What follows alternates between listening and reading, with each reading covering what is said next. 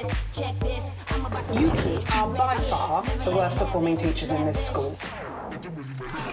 They have no idea what's about to hit them. They won't stop, and we won't stop, and it's a race. Come on! The best spring on TV. Press red to watch now on BBC iPlayer.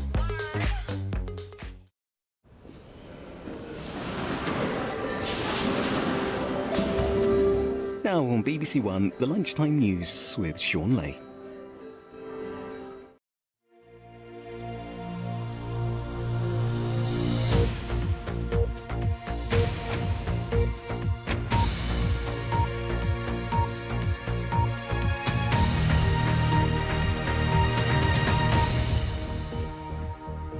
Hello, good afternoon. The Port of Dover has declared a critical incident and apologised after people leaving for France suffered long delays.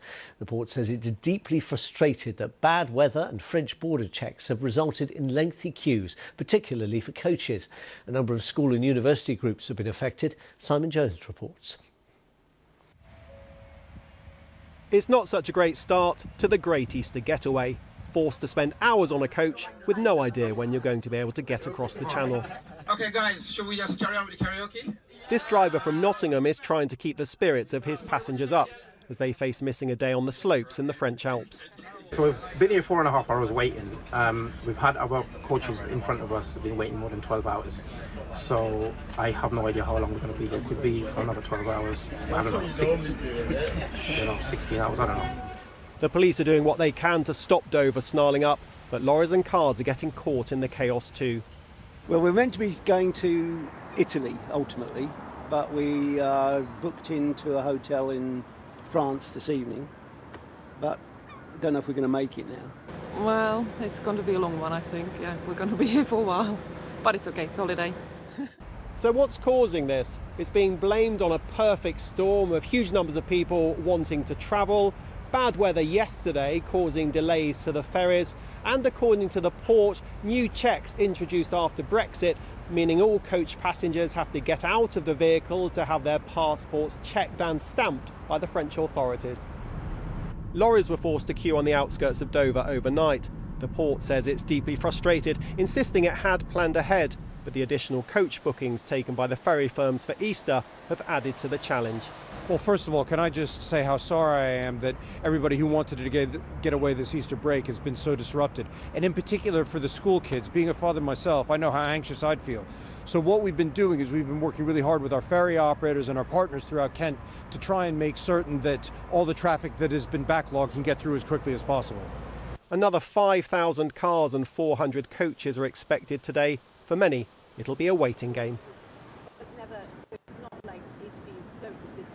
Well, I'm told at the moment it's currently taking around a couple of hours for coaches to get through the French security checks here at Dover, which might sound a lot better than the situation we saw overnight. But in reality, many coaches are actually being held on the outskirts of town at the cruise liner terminal before they're even allowed into the port. So the waits are going to be much longer than those advertised 2 hours. But we saw the problems like this last Easter. It's happened again. People asking what we've got to do to prevent similar scenes going forward. Simon Jones in Dover in Kent, thanks very much, and apologies for the breakup on the sound there. Now, the government is expected to introduce unlimited fines for water companies which dump sewage into rivers and the sea. Ministers want to scrap the current £250,000 cap. In England last year, there were an average of 825 sewage spills a day. Our political correspondent David Wallace-Lockhart is here. David, why now? Well, the government says more needs to be done. That's why we're hearing about these unlimited fines for water companies in England that breach the rules when discharging sewage. But why now? This is an issue we've known about for months. The government's been aware of it for a very long time. I'm sure it hasn't escaped the attention of ministers that there are local elections early next month, and this is exactly the sort of issue that will come up on the doorstep when activists are knocking on doors, and I'm sure that Conservative candidates will now like to be able to point to what they see as a very strict policy in this area. But of course, lots of political reaction to this. The Lib Dems are saying it's too little too late. They say that the Environment Secretary, Therese Coffey, should be standing down. The Labour Party not going quite that far, but they would like to see mandatory monitoring when it comes to discharging sewage and automatic fines when this is breached. The Green Party are saying that water companies in England simply need to be held to a higher standard going forward. David Wallace-Lockhart, thank you very much. A rescue effort is underway in the United States in Arkansas after a tornado killed 3 people. Eyewitnesses say the twister was around a quarter of a mile wide as it hit the city of Little Rock, destroying buildings and turning over vehicles. A state of emergency has been declared in the state, with tens of thousands of residents left without power. Households here will see many of their essential bills, including council tax and water rates, increase from today. As part of the BBC News Tackling It Together series, our cost of living correspondent Colette Smith has been looking at what's going up and what you might be able to do about it. Good morning, Vincent. Catherine's got 5 children and little Vince is the youngest. Her partner works full-time, but they've struggled with bills and are already in arrears on council tax. I'm trying my best to pay it, but obviously with 5 children it's a bit difficult. I'd like to know why the council are charging more for council tax. It is a big increase this year. The Chancellor has changed the rules to allow councils in England to increase taxes by as much as 5%, and almost all areas are opting for that biggest possible rise. To save, check the discounts in your area. Often that's a single person's discount or for people with disabilities, and people on certain types of benefits can often claim an extra support fund too. And don't forget, you will save money if you're able to pay by direct debit. Broadband and mobile deals are increasing too. Alex pays £40 a month for his phone contract. It works for my internet, it works for my streaming my sport, watching my YouTube, watching films, and that means I don't need a broadband bill as well. I want to know, why are phone companies allowed to put the prices up?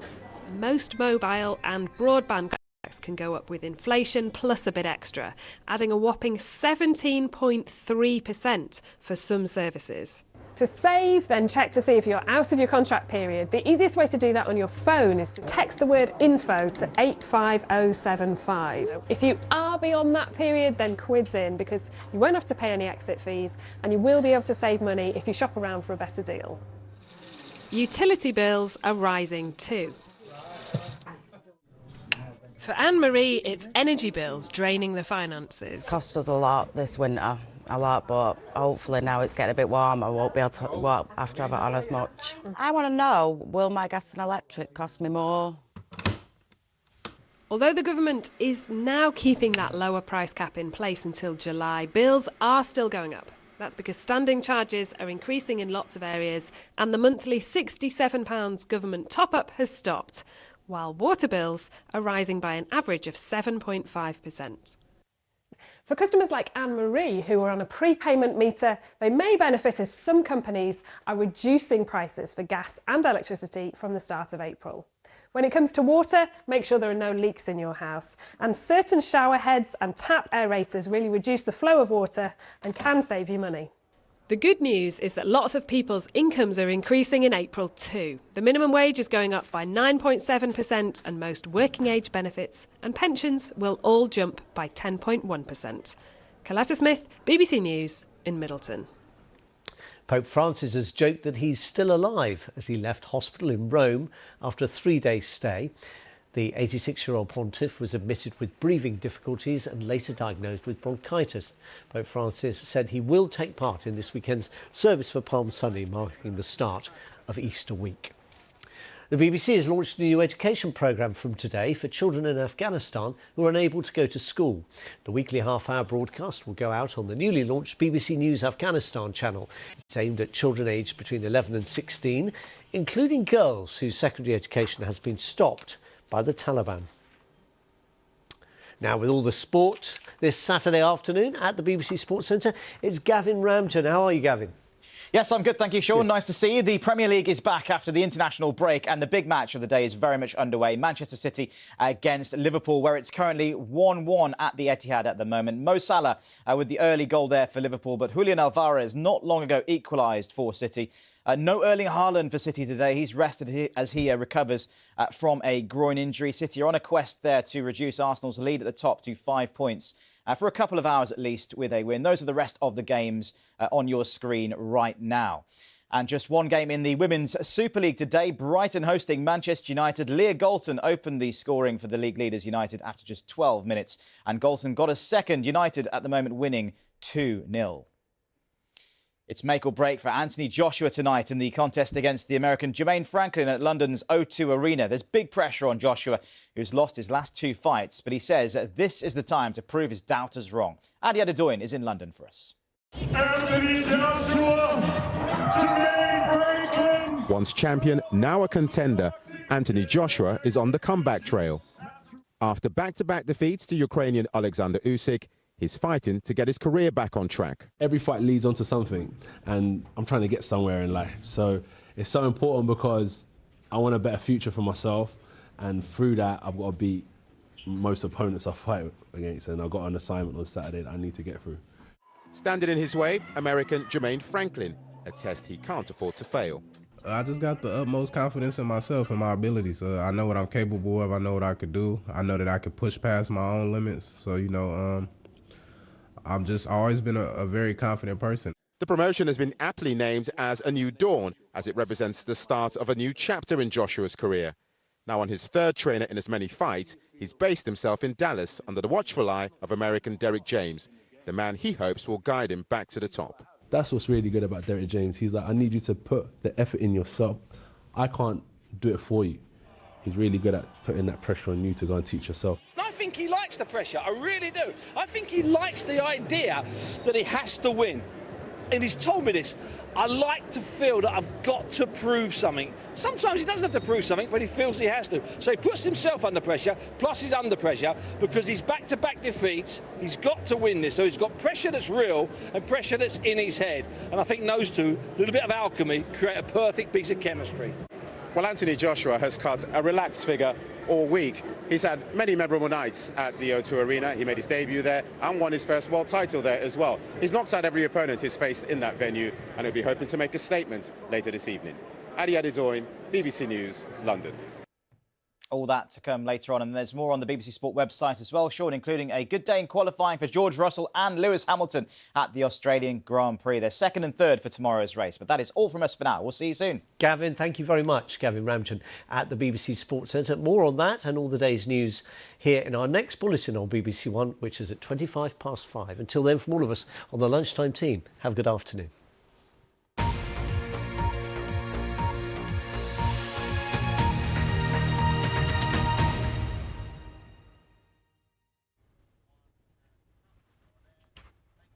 Hello there, good afternoon to you. You probably heard the Met Office provisional stats issued yesterday that March just gone was one of the wettest for many years. Certainly for England, it was the wettest since 1981. So the legacy of that area of low pressure, which brought a very wet day yesterday across southern areas, is slowly clearing away, but leaving a lot of cloud outbreaks of rain across the country, particularly Western Scotland, Northern Ireland through this afternoon, and some spots of drizzle likely across eastern Scotland, particularly eastern and southeast England, with a chilly onshore breeze. Probably the best of any brightness through this afternoon will be West Midlands, Wales, and then later southwest England at times. Well, we could just make 12 or 13 degrees, but I think certainly North Sea coast will stick in single digits, so feeling noticeably cooler. Through tonight, it looks like the rain peters out, the clouds start to break up. We start to import some drier air from the near continent, which is why we'll see increasing amounts of clear spells, but it's going to be a chillier night across the board, ranging from 1 to 7 degrees. As we head into part 2 of this weekend, a higher pressure starts to build in overhead and it kills off all these weather fronts. So we should be rain-free throughout the day on Sunday. A bit of cloud for northern Scotland,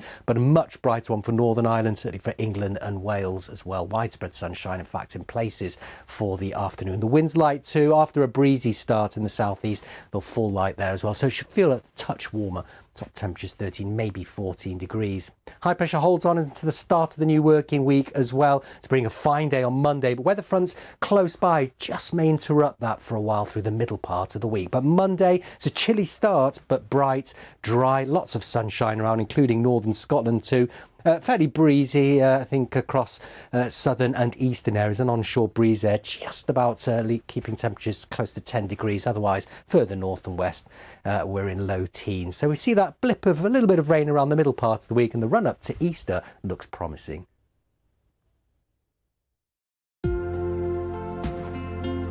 Welcome back to Unicorn Anatomy, my fellow believers. In today's lesson... Don't learn off randoms. Revise with BBC Bite Size. All core subjects, all levels, all in one place. And it's exam board approved. Bite Size! Who's finished it? Magpie Murders. It's very Agatha Christie. It's missing the last chapter. Alan's dead.